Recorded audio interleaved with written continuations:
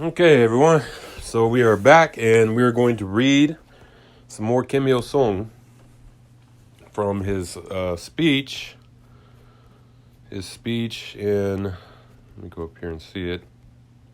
So, his speech in 1931 on organizing and waging armed struggle against Japanese imperialism. This is the third part of it. Let me get to it. On laying a mass foundation for armed struggle. Okay, so this is on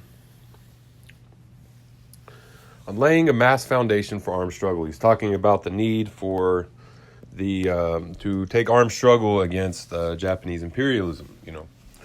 So this is some of his earliest writings. Let's go ahead and get into it. On laying a mass foundation for armed struggle. In order to organize and wage armed struggle, there must be a solid mass foundation on which the guerrilla army can depend in its operations. Guerrilla warfare is, in essence, people's warfare that presupposes the active participation of the masses, the energetic participation of the people, and their support and encouragement provide the basic condition for guaranteeing the constant reinforcement of the guerrilla army and the success of guerrilla warfare. Only when there are a solid mass foundation and close ties of kinship with the masses can the guerrilla army break through bottlenecks, overcome difficulties, and win final victory, however protracted and arduous the struggle. Therefore, we must firmly unite the broad sections of the people under the banner of the anti-Japanese armed struggle by strengthening organizational and political activity among them. The present situation favors the promotion of the movement for the anti-Japanese National United Front, embracing all sections of our people. With the Japanese imperialist invasion of Manchuria, the anti-Japanese sentiments of the Korean people of all social strata have grown more than ever before, and the anti-Japanese struggle of the masses is rapidly gaining momentum. In the homeland, violent protests by workers, peasants, youth, and students are on the rise, and the anti-Japanese movement of nationalists with a conscience and patriotic men of religion is growing rapidly. In particular, the revolutionary spirit of the Korean peasants in eastern Manchuria is higher than ever before. When we give full play to this mounting revolutionary spirit and the anti-Japanese sentiments of the masses and organize and mobilize them, we can form an anti-Japanese united front on a nationwide scale and lay a solid mass foundation for armed struggle. In the past, we infiltrated workers, peasants, and all other sections of the Korean people in central and eastern Manchuria, formed mass organizations, such as the Trade Union, the Peasants Association, and the Anti-Imperialist League, uniting the broad masses around them, and carried out mass political work. In the course of this, the mass foundation for armed struggle was gradually built, and we accumulated rich experience in mass political work. In particular, we brought about a radical change in mass political work in accordance with the correct organizational line laid down at the Mingyagao meeting of last spring. As a result, we revolutionized many rural districts all over the northern border area of our country and in eastern Manchuria, and basing ourselves on this success led the recent autumn struggle to victory.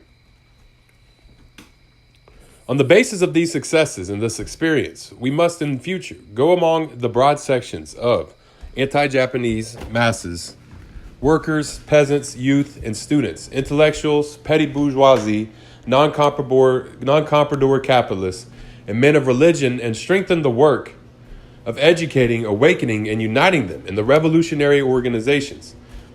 In this way, we shall lay a solid mass foundation for the anti-Japanese armed struggle.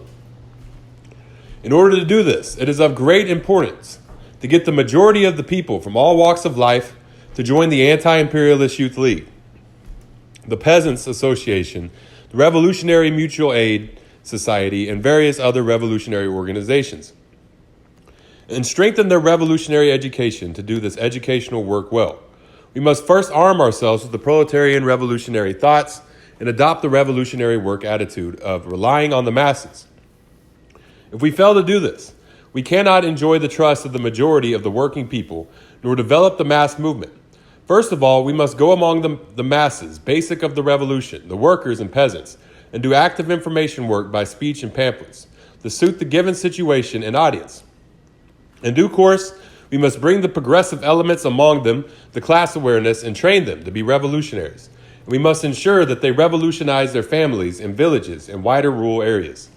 While nurturing revolutionary leading core elements in each district and constantly enhancing their leadership role, we must form basic party organizations and on an experimental basis reinforce the YCL organizations and expand and strengthen numerous mass organizations. Sorry that my dog is drinking water in the background. In the rural areas, in particular, it is necessary to strengthen the Peasants Association, the Revolutionary Mutual Aid Society, and the Anti-Imperialist League. Actively draw the peasant masses into the organizations and give them organizational training.